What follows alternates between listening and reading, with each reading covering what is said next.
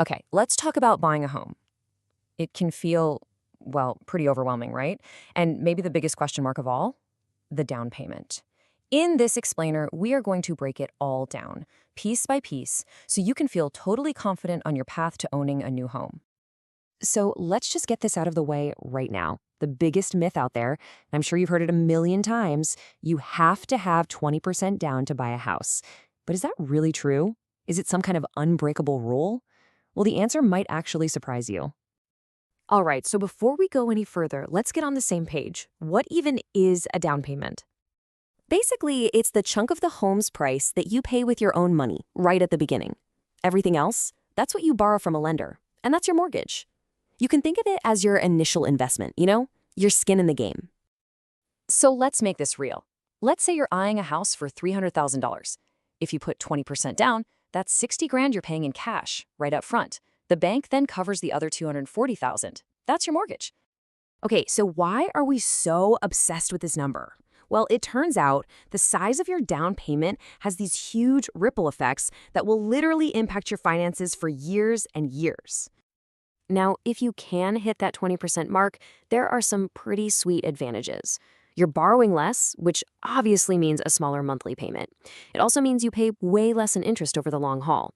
But the biggie is avoiding something called PMI, private mortgage insurance.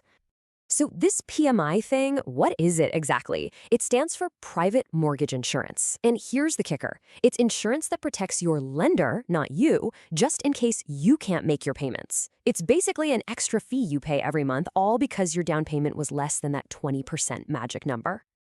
All right, that's enough theory. Let's get into some real numbers and see how this actually works in the real world.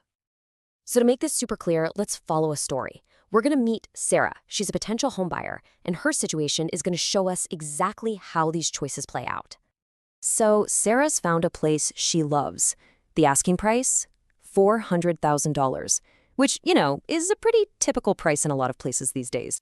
Okay, this is where it gets really interesting. If Sarah puts 20% down, that's $80,000, her monthly payment for just the loan itself is about $2,130. Not bad, but what if she only puts 10% down? Well, her payment jumps up to almost $2,400, and she's got to pay that PMI on top of it all. We're talking hundreds of dollars more every single month just because of that difference up front.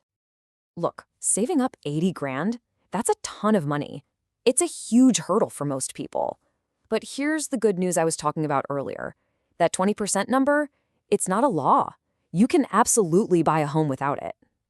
In fact, there are all kinds of loan programs out there specifically designed to help people get into a home. You've got conventional loans that can go as low as 3% down, FHA loans that need just 3.5%, and for eligible veterans, VA loans can require 0% down. Yeah, you heard that right, 0. So what's the catch? Well, it's really all about a trade-off, right? A smaller down payment gets you in the door faster, for sure. But it also means a higher monthly payment, and yeah, you'll probably have that pesky mortgage insurance to deal with. It's all about finding what works for your budget. Okay, so let's say you've picked your target. How in the world do you actually save up that kind of cash?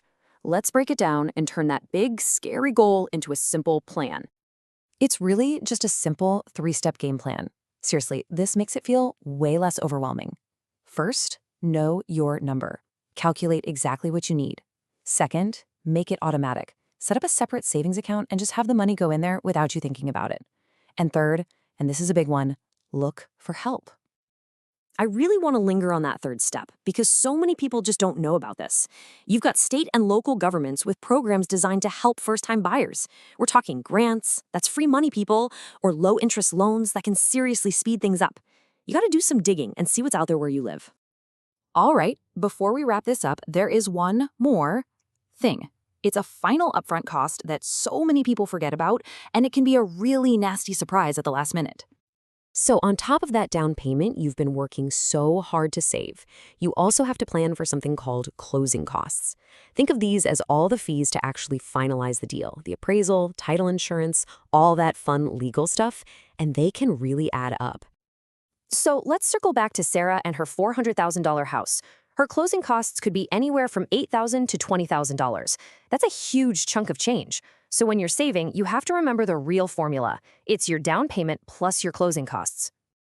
Look, at the end of the day, just understanding all this stuff is the key.